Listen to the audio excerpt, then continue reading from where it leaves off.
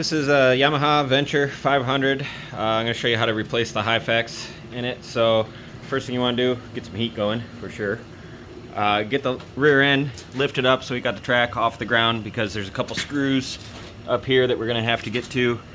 And first thing we're going to do is loosen up the axle bolt and then take the tension off the track with the adjusters right through this window right there. You can see one of the adjuster bolts. There's one on each side.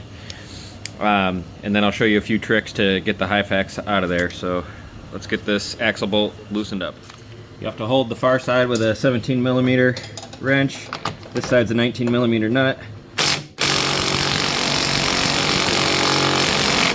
And I need a bigger impact. Alright, got the bigger impact. Should take it right off.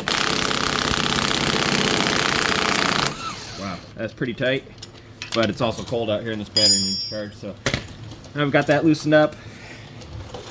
Go ahead and grab a 14mm on an extension. And one thing I do is I just measure these threads, how much thread is sticking out on each side. If your track's already adjusted pretty well, which this one is, it's pretty much in spec, measure that thread on each side, and then it's a lot easier going back together just to set it to that same amount of thread sticking out, and then that'll get you really close on your tension. You can just double check it real quick with a gauge, but I like to measure it beforehand. So I'm just going to start loosening these up. Right now it doesn't really matter. Just get them all the way loose so this whole assembly will slide forward and give us as much tension as possible on the belt.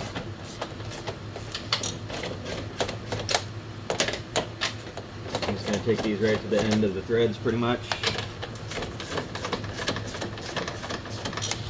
Alright, now you can see I got a bunch of slack in my track. So now we can get access to the screws that are up here. Alright, so at the front here, get your window lined up, and you can see we got a Phillips head screw on each side. A lot of times these are pretty stuck. If they're stuck, I use a hand impact on them. I'll probably just grab that and get them started. Alright, it's hard to get enough room when you're working on these on the ground. I got the back end lifted up as much as I can. I don't have much room for a hammer swing, but enough to give it something.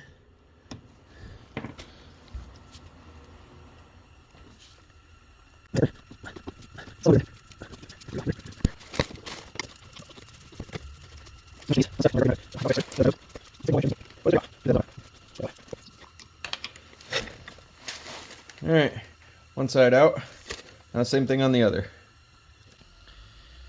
Alright, now I've got both sides screws out, so I've got to make sure I get a hole lined up back here with the hyfax so it can actually come out of the hole.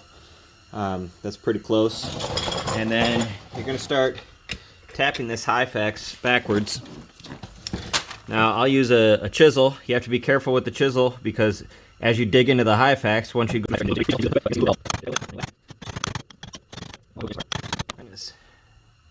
I'm going to actually grab some lube, and I'm going to spray these all the way down front to back. Let the lube get in there and penetrate.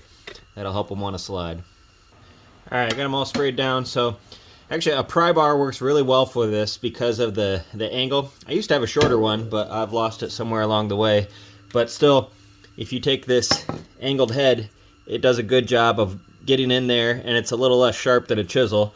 So I'm going to see if I can have any luck with this.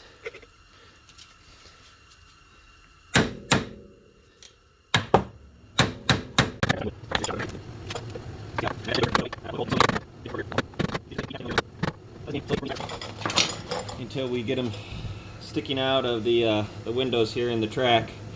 Then there's a couple of things you can do. I'll show you once I get a little bit of it sticking out of the track. So let me keep working away at this. Alright, now you can see I got a little bit sticking out of the window. A couple things you can do from here. One, a slide hammer with the vice grip attachment works really great at this point. It kind of just knocks them right out of there. I've got these pistol grip pliers from Snap-on that have some real aggressive teeth.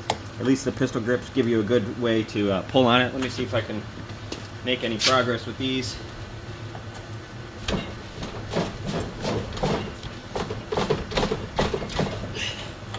Alright, it is going. The other thing you can do is with a sled that has reverse, you got to get quite a bit sticking out of the window. Don't just have an inch or two sticking out. But once you get quite a bit sticking out, you can put it into reverse and slowly give it throttle. And if it goes right, the track will actually peel this right off of the rail as it goes in reverse. But be warned, I have done it before where either the track spins too fast and this wads up inside of here, turns upside down into a U in here, and then you got yourself a real mess and you'll have to cut it out of there. But if it's giving you much trouble pulling it out, you can always try the reverse trick if you have reverse on the sled.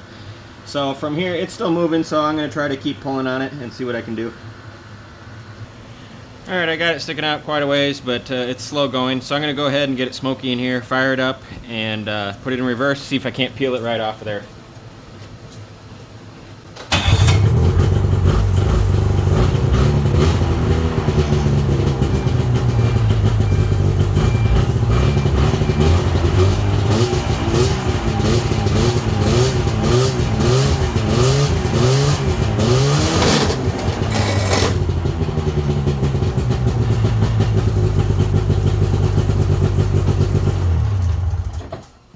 Alright, that peeled it right off. I've got it laying on the ground now, so that trick worked. Alright, now that I have them both out of there, now's a good time to check your new hyfax. Make sure it is the right length. Make sure it's the right design on the end. So these are good.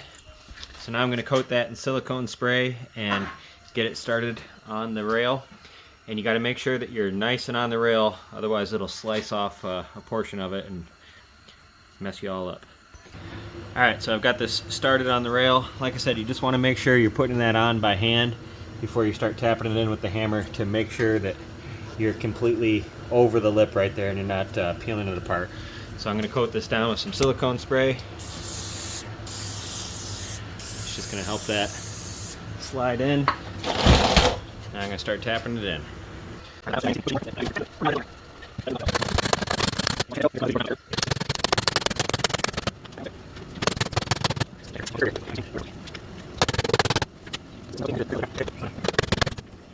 Alright, now is where it gets a little bit tricky.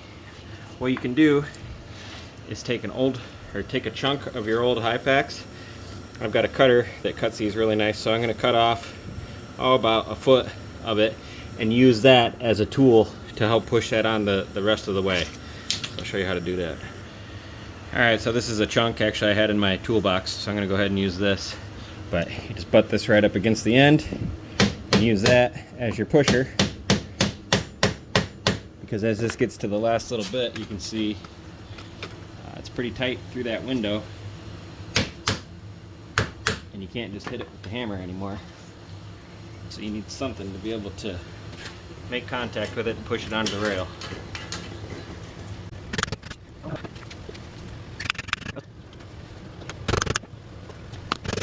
End here, you want to make sure when you get right up to here, you don't push against this too hard and misalign your hole. So as you get close, go down there and check that you're getting your hole lined up for your screw.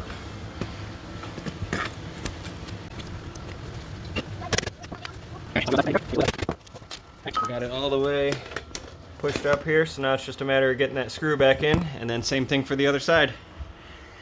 And then what you're going to do is tighten your screw tension or your track tension screws back up to the measurement that you took before, and that's going to get you really close to your tension.